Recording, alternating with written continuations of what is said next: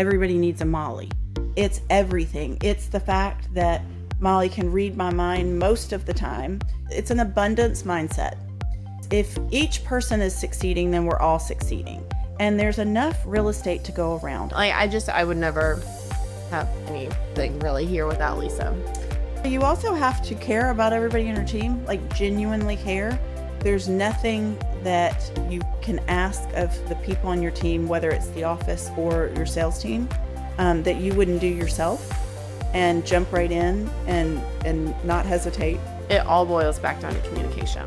It's not just business goals, it's personal life goals. Hello, welcome Lisa and Molly to Real Estate Leadership Unlocked. We are so excited to dive into all that you have to share today. You have built an extremely successful business, Lisa. I know in the industry, just under 30 years with over $2 billion in sales. Molly has climbed the ranks from transaction coordinator to really helping you create this team to get to the director of operations level in your business. And I'd love to hear your side on your take on building your team and a little bit more about your partnerships. I'll let you kick it off. Well, it's been about almost 9 years ago that I started the team, and Molly joined me 5 years ago.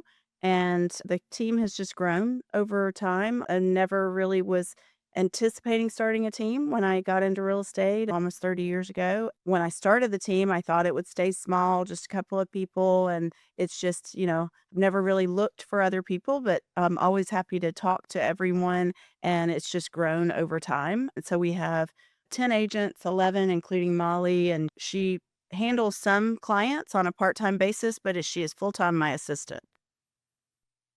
Yeah, I love that. And so, Molly, as you've stepped into the day-to-day activities, I really enjoyed our prep call because you were sharing all the things that you do that help Lisa be successful in the day-to-day. Would love to hear from you some of those tasks that you take over and how you've worked your way into that role to really help Lisa excel in her business.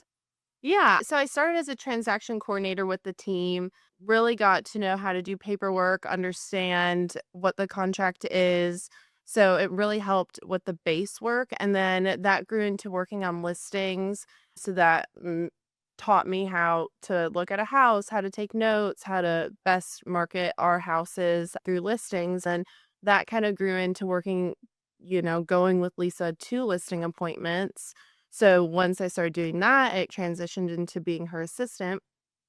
So as her assistant, it's all the things an assistant does in real estate and personal, helping with the team, helping her with just day-to-day things at the house. It really gives me a great look into how she's become so successful and seeing all the different aspects, talking to everybody, and really getting a great opportunity to learn.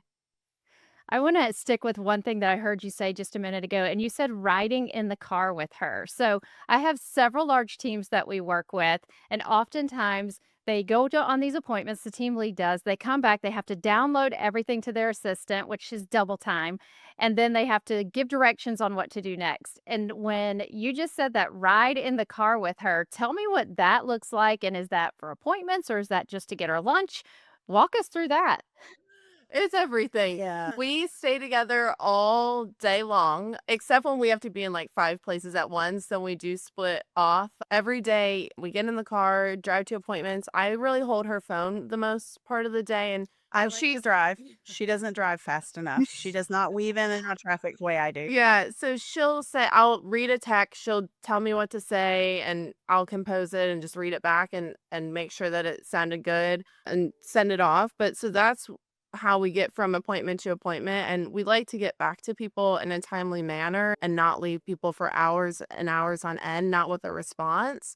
So that way, in between each appointment, I can be replying to people in appointments if I know kind of what to say. Yeah. So when we go to an appointment, whether it's with a seller or it's with a buyer or with a builder or developer, I always kind of start with, hey, Molly's going to take notes if that's okay, so I can be fully engaged. Well, the truth of the matter is Molly is taking notes, but while she's taking notes, she's responding to text messages because she's on my iPad or has my phone. So she's able to respond to text messages in a timely manner. If she doesn't know the answer, then of course we wait until after the meeting. But so often it's something simple. She's able to respond. That's done so that when we get back in the car, she just has a few questions. We respond to those, and then she kind of downloads what's happened in the hour-long meeting. If it's a listing appointment and we're kind of at the end of the appointment, and I can text our appraiser and say, "Hey, when can you come out for measurements?" And then we're able to wrap the appointment up with, "Okay, so does Wednesday work for him to come measure the Yeah, house?" it's really handy because during listing appointments, if it clearly looks like we're getting the listing, then she's like, okay, we've got the stager coming at this time and this day. We've got the appraiser coming this time, and I've got photos set up for such and such date. And it's a level of service that they appreciate so much because it shows like we are on it. Yeah, well, it's interesting that one of the key characteristics or desired characteristics in a high-level administrative assistant is the ability to multitask. And the way I'm seeing it too is you're putting the client's needs first because not only is she paying attention to what's going on there, going ahead and getting things scheduled so you're not having to say to the client, "Hey, let's get back with you in a day or so when all of these people are going to come." The same with a builder developer, but then also the client feels like, "Gosh, I'm getting two for the price of one." Because she's there setting it all up. Lisa's there offering all of the expertise and direction in whatever the project is that you're working on. And ultimately, you're keeping up. Molly, you're keeping the business moving forward because usually when we do that level of business, we're up till like 3 a.m. trying to get caught up on all the things that we were supposed to do all day long because we're in Right. appointments. Well, So, it really does make, in fact, we have this little saying now with many of my clients and almost all my builders and developers, everybody needs a Molly. And I have builders right now that are searching for someone and they're like, we just need a Molly. This is sort of their baseline of they want people to do exactly what Molly does. And it's not always easy to find. It's hard to find somebody that understands that they have to be paying attention instead of being told every single thing to do. She just had the mindset of, okay, Proactive. how can I help? What can I do to help her? Very early on, she wanted to learn, and that's what has made Molly already a great realtor and will just continue over the years with her. so tell us, how did you find Molly? What rock did you look under that Molly was there? But how did you find her? And Yeah. what was it that you Yeah. were looking for initially? So we found her on Indeed. So we just posted, for a transaction coordinator. And we've had really good success with Indeed. And she really did start as a transaction coordinator, which I just have a belief that all realtors, when they get their license, should either start as a transaction coordinator or an on-site agent, because I think they learn so many valuable tools that will help them throughout their career during say a 6 month or 1 year term in either of those roles. Molly started as a transaction coordinator. And then, that's really an office position behind the scenes. You're learning the contracts, you're learning many different things that happen within a contract. And then you move up to listings because listings, there's more client interaction. So you got to find out if somebody's going to make it on transactions before they go to listings. It was going out and measuring houses, and they have to, like she had to be able to tell me all the features on a house and things like that. And so when that she was going with me on listing appointments, instead of texting and driving or voice texting, she had my phone, and the phone would go off, and I would say, "Okay, what does it say?" or "Who is it?" or whatever, and then I would respond. But it really I quickly learned what a benefit it was to have someone in the car with me and to be handling things while I was in an appointment. And it significantly has increased everything that I'm able to do in a day, as well as not be up until midnight or 1 a.m. working on things. And I'm able to respond to clients faster. I'm able to pull comps, all of those things faster. Well, very valuable where you said new agents should start as transaction coordinator or something in that administrative role or on site to get that background, that framework of how to write contracts and how to navigate transactions. When you look at growing your team, are you looking for your newer agents? Do they typically start in that space for you or come from that space, or are you looking at growth through experienced agents?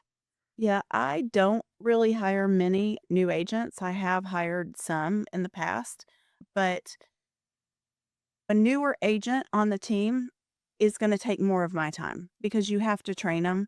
And I made what's probably a terrible analogy, and it sounds awful, but I equated it recently to someone, and I said, "You know, when you get a puppy, right? You have to train the puppy or else they are become a dog with bad habits, right? And you can never get them trained correctly." So, and I know that's a terrible analogy, but if you have a new agent and they learn bad habits, then they don't ever kind of move forward being a good agent, or you've got to kind of break those bad habits. And so, if I don't have the time to work with somebody as a new agent, then they can pick up bad habits because we all know we all have bad habits. So it's not something that I have worked with, except for on rare occasions when that timing has been right. And it's really more timing from my perspective than it is with the team or anything like that. Yeah. Well, Molly, from what I understand, one of your responsibilities is accountability with the team or lead routing, CRM. Tell us a little bit about what role you play in the leadership of the sales side, because I know there are teams out there listening to this thinking, how do I advance? If I have great talent on my team that I could advance from assistant to a little bit more of a leadership role, what would they do? So, what are some of the other duties that you have outside of just keeping Lisa under control and moving forward? Sure. We have this sales team and we also have an office team. So it's helping manage the office team just on regular admin tasks like payroll, HR, that kind of stuff. But really, I want them to feel encouraged each week. So offering assistance and help when needed. We do a lot of social media and a lot of marketing. So helping come up with creative ideas, things that can set us apart, and trying different things out, but staying relatable with real estate and within our team. But that's kind of the office. Sales team wise, we have a meeting every other week, and in that meeting, Lisa leads it, but I chime in here and there about different things that they should be doing or reading or watching. She looks at the reports. It's a reminder. Hey, everybody, your answer rate is down on Zillow. Let me run through the statistics with you. We do quarterly goal meetings and then we do an annual goal meeting. And so she will speak up and say, okay, everybody, you need to get with me to schedule your quarterly goal meetings. And then if they haven't, any of them that haven't, she'll send out a reminder like, "Hey, still waiting on some of you," because ultimately they're empowered. It's all of our business, but it's their business as well as the team business. And so you have to they have responsibility. And so it's really more of a reminder. And then she has telephone calls with them to go over their prospects, and it's really that's the accountability standpoint for her, that what she does with them, that she also then says, "Well, it's been, a month since you talked to him. Why don't you give him a call? Why don't you text him right now? Or why don't you give him a call? Or I can wait," type thing. So that Or it's if, they live in downtown Franklin and, hey, pilgrimages this weekend. I was just thinking about you guys. Are you going? right. We're going to be there. Would love to see you. Just ways to stay in contact and Yeah. encouragement. Yeah. That kind nudge, and that's what builds culture. I'm gonna take a little deeper look behind the curtain because you're bringing up some really great points from questions that I get often by team leaders, and they don't really wanna go ask the other team leads in their office because, again, we're competitors. So, another thing I heard you mention is that Molly is a licensed realtor, and I know you do a few sales here and there. Oftentimes, I have team leaders that will say something like, "I really don't want my administrative person selling," or "I'm really not sure that it's not a conflict of interest for them to take leads from the team." So, how do you structure that, allowing Molly to be somewhat part of the sales team and still in a very high level administrative role for you? So most of what Molly will do from a sales perspective is on nights or weekends. So she'll pick up Zillow leads, or she has clients or friends that are referring somebody because she's from Wisconsin. She went to University of Kentucky, so she's got a lot of people that are moving here, and so she has clients that way. Molly's part of the team the same way everybody else is part of the team. She's out there hustling just as hard as they are, so there's a mutual respect within the whole team on we're all just all out there hustling and trying to make it. And so nobody's ever been resentful of anyone. Like it doesn't matter if it's Molly or somebody else on the team. We celebrate each other's successes, and so we're happy for people. I mean, listen, one of the girls closed a $19 million deal a couple of years ago. Mm. Does everybody wish that that was their deal? Yes. Sure, but we were all happy for her and truly celebrated her. I love working with first-time home buyers, and it's been fun because I was a first-time home buyer not long ago, so being able to really connect with other people, not even just my age, but just in that same process and stage of life, it's been fun, and I'm easily able to connect and explain any questions that they have, which has been helpful. Yeah. And the takeaway here is that there are many models that work. And if your administrative person closing a few deals a year helps you, helps them, it's not a negative thing. It's like so many people look at accountability as a negative word. And to me, it's actually a very positive word because it shows that you have prepared and that you are passionate about your goals and responsive. And it's the same thing with some of these different models where if you don't want your administrative person selling, they don't have to. But at the end of the day, it's not going to make or break the team because it's ultimately what you said. And one thing I want to dive into is the culture that you build within your team. You mentioned that you all look at it as we all want to succeed together. And I know you've built an amazing team of women primarily. If you go to their website, please do go to their website. We'll have it in the show notes. Beautiful women, all of them. How has that played a part in the culture that you've built? Has it been intentional? What does that make up? And how do you keep them happy? And what type of culture are you building? Well, I mean, the original team members are still on the team, and we do have long-term agents. We don't tend to have people that are only here like a year or two and move on. I do think part of that is that we don't always take on new agents. I barely remember being a new agent. I say all the time, you don't remember what you didn't know when you started because it was so long ago. But you're finding your footing as an agent, you're trying to find your footing as a team. That's why I think that sometimes there's more turnover in some teams. Not that there's anything wrong with that at all. Every time you have turnover in a team, there's a little bit of disruption. So when you have stability in a team, I think that helps everybody thrive. And so we have added, teams, people on the team.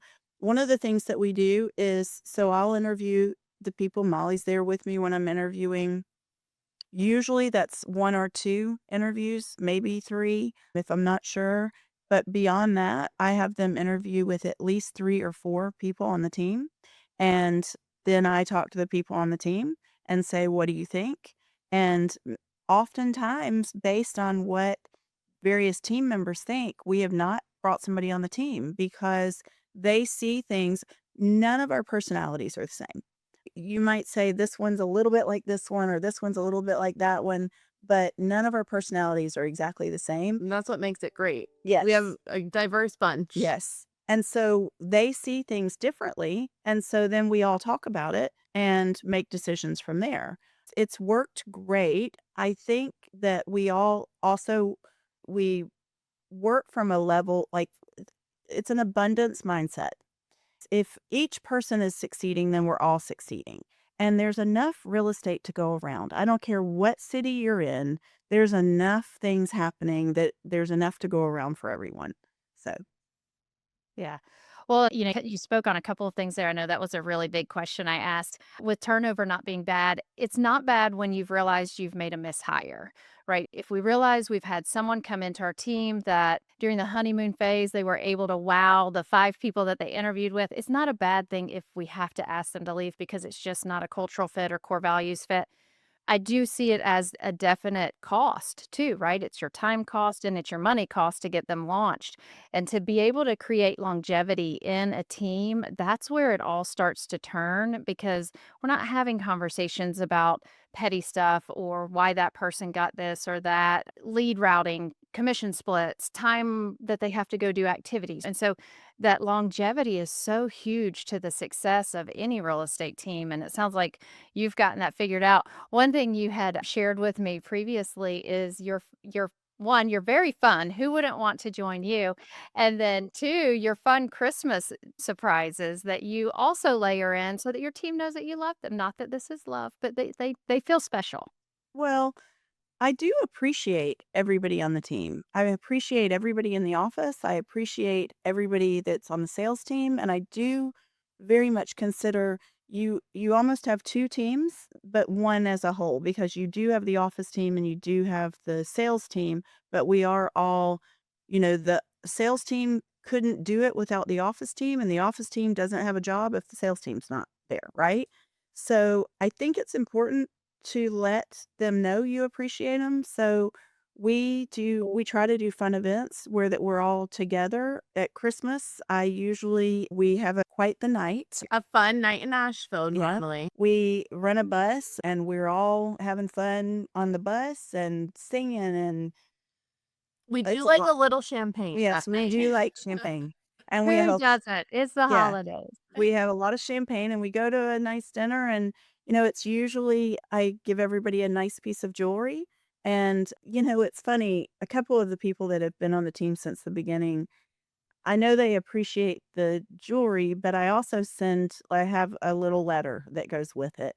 And it is truly from the heart and what I feel. And so it's a couple of them have said we almost like the letter more than we like the jewelry, right? But it's our one time that we're all together. We've had a couple of people say, I'll come and do pictures and things like that. And we're like, no, it's just us, and It's an intimate night where everyone is able to connect on a deeper level. And Mhm. after Lisa reads, everyone's Yeah. able to kind of talk about how their year went on an emotional level, and everyone's kind of able to connect deeper and really get excited for the next year to come. Yeah.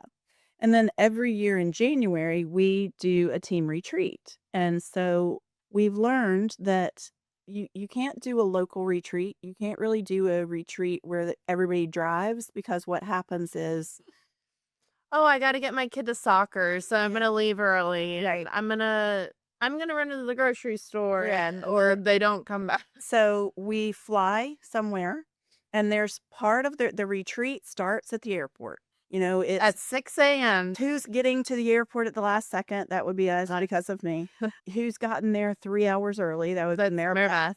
And so but it's all Before the airport even opens. yeah, and it's all of that's part of it, and then we fly together, and then we, load up in cars to go, to And we always wherever. count how much luggage we bring. We count the luggage. We're always doing a head count, like it's classroom. It's like, oh, okay, everybody's here, and we go, and it's usually a 4 or 5 day. Like 4 days and then Yeah, travel day on the front and back yeah, end. and we don't really talk that much about real estate or the team.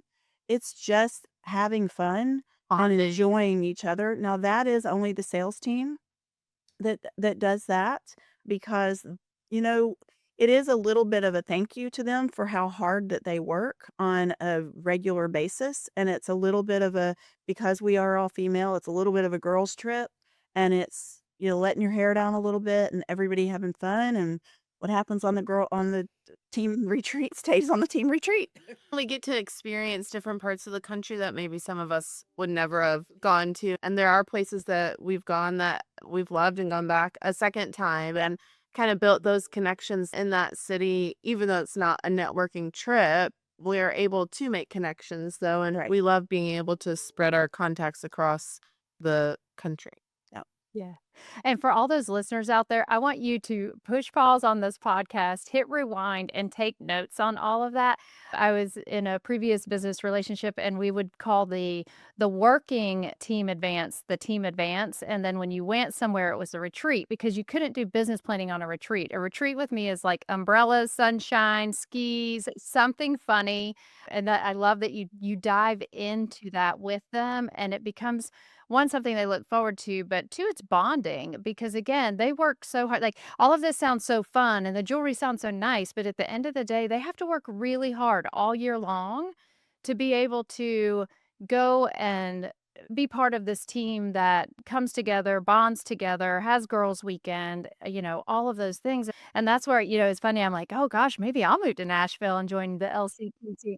But at the end of the day, it comes down to the hard work. I mean, the really hard work. I know you guys are vastly spread out from luxury, general brokerage, new construction, development, all of those different pieces. Tell us a little bit about, we're going to shift off of culture. Tell us a little bit about where you're focusing right now, your emphasis with production and sales, what you're seeing change in the market and where you're leaning in. So I'll answer that question, but I want to say one thing that based on what you just said. One of the first questions I ask anyone when they say they want to join the team is why do you want to join the team? And so often they say, y'all just look like you have so much fun. And I'm Like like, they're camaraderie. out. They're out because and it is the camaraderie. That's fine on the camaraderie, but there's not a person on this team that is not, really working hard consistently on a regular basis. So when you hear, y'all just look like you have so much fun. Yeah, we do, but it's so much hard work. And so I just wanted to say that simply because it is, we do have fun, but we also enjoy what we do. And that is part of it. Before you answer the real estate question, that's a really great first question to ask too. So many people will say things like, well, how did you hear of us? Or what are you looking to do in real estate? But for you to dial in, what is it that caused you? And then if it's fun, it's like, nice Well, and try. I do usually say that's probably not the right answer. I mean, I'm pretty direct, so I say I think it's great and we do have fun, but that's not what this team is about. And so that kind of goes into your real estate question. You know, each of the agents on the team have their own book of business and they consistently are expanding their book of business and they don't rely solely on leads from the team.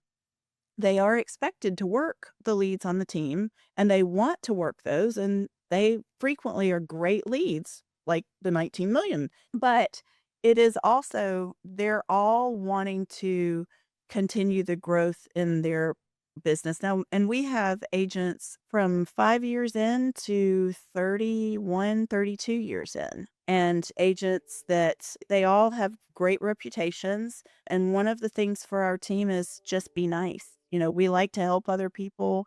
It doesn't matter if it's an agent that calls. If someone calls me and says they want to talk to me about joining the team, I always meet with them. I don't always have time to meet with them, but I always meet with them because it's a respect thing.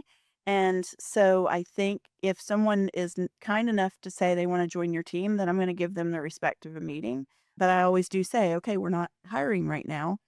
But our business, we focus on our our friends and family, our past clients. Past clients, I think, is one of our number one. Yeah, past clients are our number one probably for across the board for people.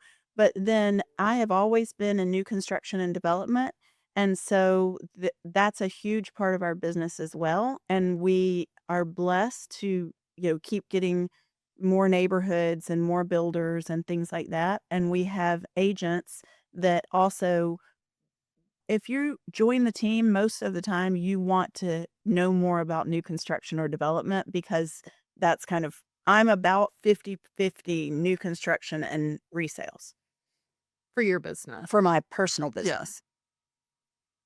So when you look at your agents' books of business, you're relying on them to come in with a sphere, or if they've been there a while, grow their sphere, and then still continue to cultivate team leads as they come in or as expected and that sort of thing. But they're really leaning in on that.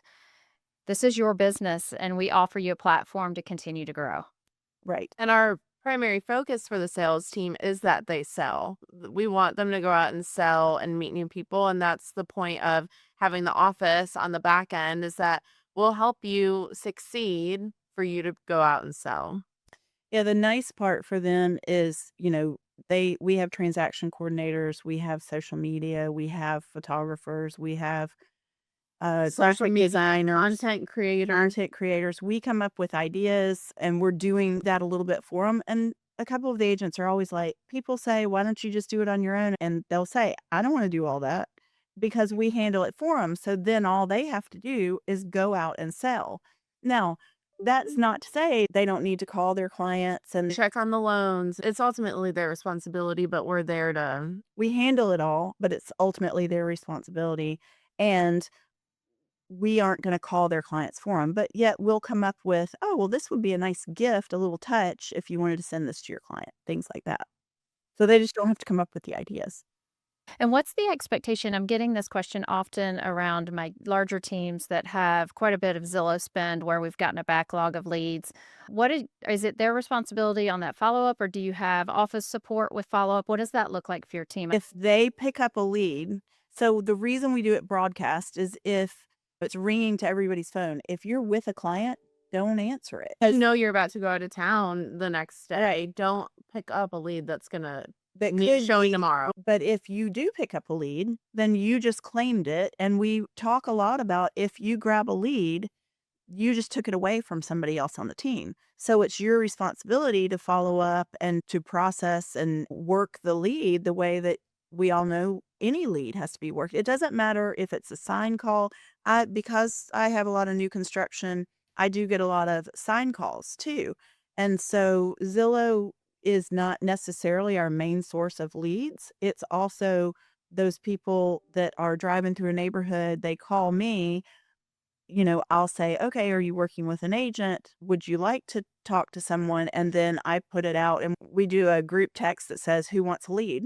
And the first person to respond, and it's quick. It's quick. Boom, boom, boom. Yeah. And then I just screenshot it, send it back out, and then send that person, the top person, the lead. We just make it simple.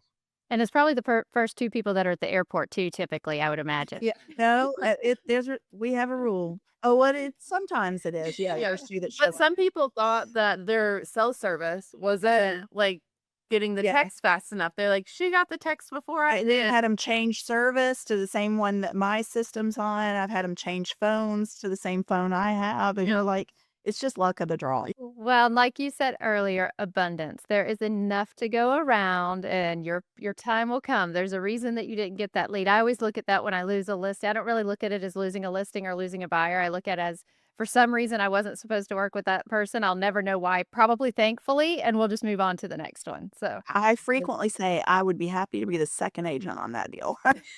that's right. Especially more so now. We're seeing that a little Yes. bit more.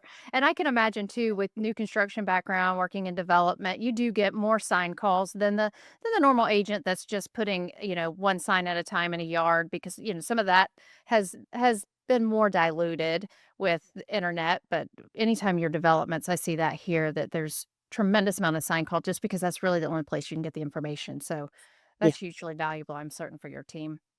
So before we wrap up, thinking of your day-to-day partnership, what is one thing that each of you does that the other couldn't replace? Hmm. Hmm. I know my answer. Okay. Can't wait to hear this.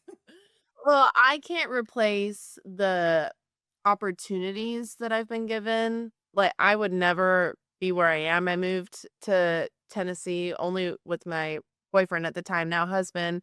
We only knew each other. So the opportunities that Lisa has given me, Jake, my husband, even, we are so grateful. And I genuinely wouldn't know the people I know, have connection. Like, I would never have anything really here without Lisa.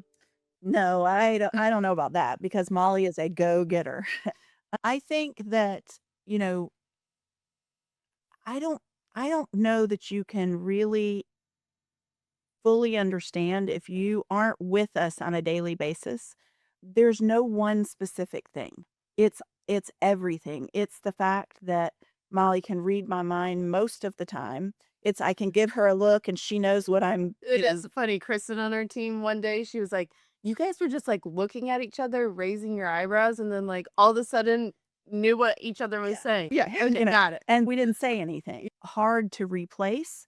It only happens with time and with the right people. We have that with team members as well, but it doesn't happen overnight. And it's also finding the person that's willing to, hey, can you run over and take my dogs out? I have two high maintenance dogs and now two high maintenance cats. They get as excited when she comes in the door as when I come in the door because it's like a sibling relationship. She hates Yeah. them as much as she loves them, but They're needy. It's okay, I love them. But it is a little bit that I don't know what I would probably miss the most because there's so many things and it with time and I had an assistant prior to Molly and she was with me 15 years and she's now an agent on the team, one of the top producers on the team. And Megan and I love to go back and forth. Who's the better assistant? Yeah, so every now and then if Molly is out of town or something, Megan will help me with something, and Megan didn't go with me the way Molly does. And Megan swears that Molly's got it much worse because at least she got a break from me. Molly doesn't ever get the break. But it does having an assistant that that understands you and you have the time invested with them and they are invested in you makes such a difference in your overall business and I can't really quantify what it means to have that. Wow. That's impactful. That's amazing. And sounds like you have your own language, the little eyebrow, so Mhm, you yep. can Weekly on solve the world's problems with one glance, which is nice, especially when you're sitting in front of clients. That's very impactful for both of you. Looking back on your partnership, this will be your last question. Looking back on your partnership, what leadership lessons stand out to you that you would like to share for those listening that are really looking to build that solid, well-rounded team that creates longevity and success in any market? I think that you have to be honest and direct with everybody on the team and communicate. I think that you have to there's nothing that you can ask of the people on your team, whether it's the office or your sales team, that you wouldn't do yourself and jump right in and not hesitate. But by the same token, if you're upset, then tell them you're upset and why you're upset and explain it. Or if you think that they've really done a great job, then show that to them. When somebody has a really great transaction and or maybe it's their first over a certain price point or whatever, I may give them a little happy present, and it could be a cute scarf or a notebook or Louis Vuitton, Yeah. Nobody does it for the little gifts, Yeah, right? no one's expecting that. Nobody expects it. Nobody does it because, "Oh, well, I'm gonna do better because I want that." But it's one of those things that then if it's meaningful and something that's nice, a little nicer, then they can think about that happy time or, hey, they got acknowledgement because it's something they'll keep. Yes. Yeah. So So honesty and communication is what I heard both of you say. Anything you would add, Molly? I really think communication is huge. And even just I know we talked a lot about interviewing sales agents, but interviewing anyone that wants to work for the office team, we always reiterate communication. That's the best way to effectively do your job and just communicate. If you're not going to hit a deadline, if you're not going to do something, or if you think, hey, why don't we try this? It all boils back down to communication. And what's interesting is I know there are people out there listening thinking, wow, they picked the two scariest things that I would have to do as a leader: honesty and communicate. Because sometimes we can appear vulnerable, or we can appear too direct, or we can appear transparent or judgy, or all of those things.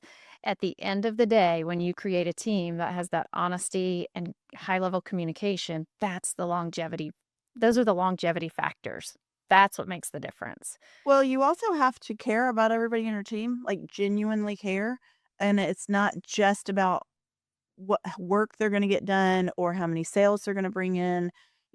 Everybody has personal lives and sometimes they're going through a tough time and you have to care and you know want to be there for them in the highs and lows. It's very much like a marriage, right? You're married to these people. So you better like them, you know. That's part of our goal or your goals meeting with the agents too. It's not just business goals, it's personal life goals. What's your 5-year plan look like? What are you trying to do in your life that Lisa or I could help with succeed, not just business wise? Well, anyone out there listening, if you have referrals for Nashville or Franklin, Tennessee area, reach out to the LCT team. They'd be happy to service you. We will throw all their contact information in the show notes. We have learned so much from you ladies. I truly hope that this is one of those podcasts that whoever listened to it the first time goes back and re-listens to it, because there's so many great nuggets as you're developing a team and as a team that's already started that